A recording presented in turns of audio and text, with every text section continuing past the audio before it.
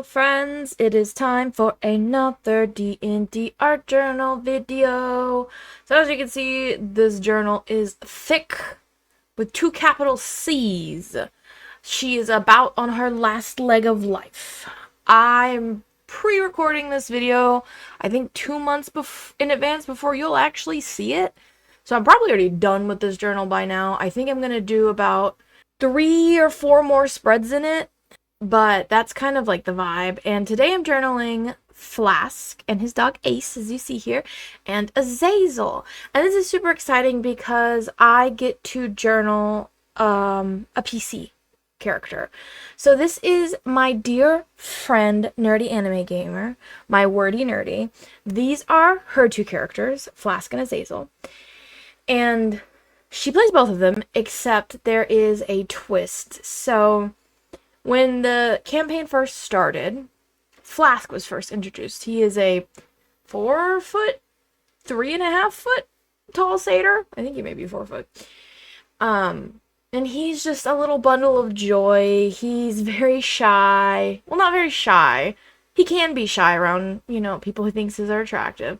But he's very sweet, very innocent, very positive, always wants to look on the bright side and see the good in people. And he is an alchemist, and he had a potions shop back where he lived called Flask's Fusions.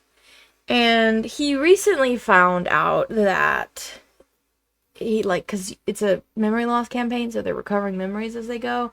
And he recently not only found out that he has a sick mother, but he also found out that his sick mother is a princess of a empire on the other continent. So technically speaking, he is technically a prince. Yay, we love that for him. But as you can just see by his face, the Flask is just a sweetheart, and he is an artificer. He is obviously satyr artificer, and that little dog he made it out of like metal and scraps, so it's not like a physical flesh dog, it's a metal dog, Ace. I don't remember what artificer thing that is that allows him to do that, but it's like some artificer companion or something. So that's Flask, and that was who was introduced when the campaign started. And so as it continued, and they went and they completed the first arc of the story, on their way back, Flask disappeared. And when they woke up, there was this different man there. This 6 foot tall, long, silver-haired satyr. He had these large horns. He had jewelry dripping from the horns. He was smooth talking. He was flirting with everybody. Just the complete opposite of Flask at the time. And that was Azazel. At first, he was called not Flask. But his name is Azazel. And they had no idea. They were like, who the fuck are you? What happened to Flask? And Azazel had to explain that the whole time Flask was out, he was in there. He was in Azazel's subconscious, watching everything. And he could not speak, he could not move, he had no control over anything. It was like he was watching a movie. It's like, if you've ever seen Get Out, the sunken place, that's basically what he was in, was the sunken place. And as the story goes on, every time Flask or Azazel reach a certain amount of points, they switch. So after Azazel reached, I think, 10 points, Flask came back out the next day. So the other, when they are in the sunken place, they see everything that's going on. They just cannot speak, they cannot move, they cannot do anything. And if Nerdy rolls high enough, then I will allow Flask and Azazel to subconsciously communicate. But they cannot just do that off the regular. That is not something that they can just do. And Flask and Azazel had a lot of hatred for one another because they're so different. To be honest though, Azazel has gone through a lot, and he is not that suave, fancy satyr that came out in the beginning. He's a lot more awkward, but he's been traumatized. He's been through it. So I can't blame him on that one. But there was a lot of hatred Azazel admitted many times that he was jealous of Flask and how innocent and happy he was and how happy everyone, you know, seemed to be around him, and that he was the first one all the characters were introduced, so they obviously liked him better. He had a lot of jealousy issues with Flask and a lot of hatred for Flask. And now I think it's gotten better. Azazel says it's gotten better. I know Flask still has a lot of anger towards Azazel because Azazel has done some fucked up shit to his friends in the group, Flask's friends in the group. But I think he also understands that Azazel is going through it. And like I said, Flask is a very innocent, sweet man. So he does forgive very easily. Even sometimes when he shouldn't. But yeah, so that's kind of those two's dynamics. And they did discover that the reason why Azazel and Flask exist in the same consciousness is apparently when Flask was experimenting, you know, he's an alchemist. When he was experimenting, an experiment went wrong. He was trying to find a cure for his sick mother. And an experiment went wrong. This potion exploded in his face. And Flask woke up in the sunken place, and Azazel was there. So when Nerdy originally came to me with this idea, she said, I want to make a Jekyll and Hyde character. I said, bet. She said, I want to play two characters that are completely opposites from one another, but they exist in the same body. And we workshopped it, and we came up with Flask and Azazel. And it's been great. I love these two characters very, very much. Flask is a sweetheart, and Azazel is traumatized. And that's, if you saw those two pictures, that's kind of what I'm trying to show here, is the happiness of Flask, but how Azazel just can never catch a fucking break. Like, he genuinely cannot. Granted, they both do a lot of stupid things. Azazel also does a lot of stupid things, but they don't deserve all the shit that be happening to them, to be so honest with you.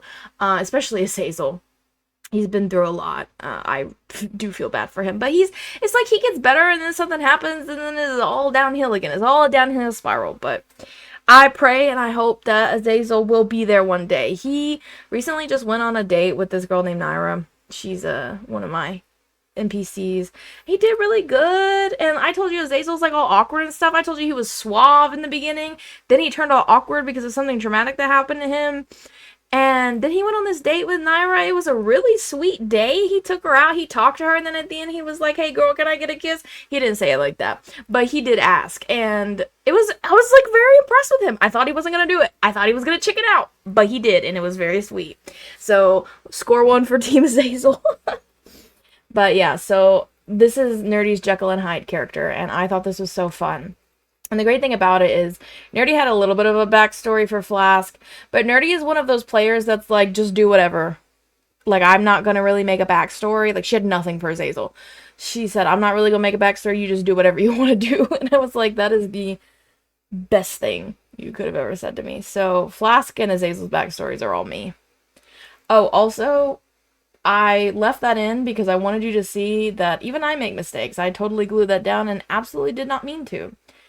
And I'm putting this piece of plastic here because I want it to be a mirror between Azazel and Flask, because that's kind of how they see each other, right?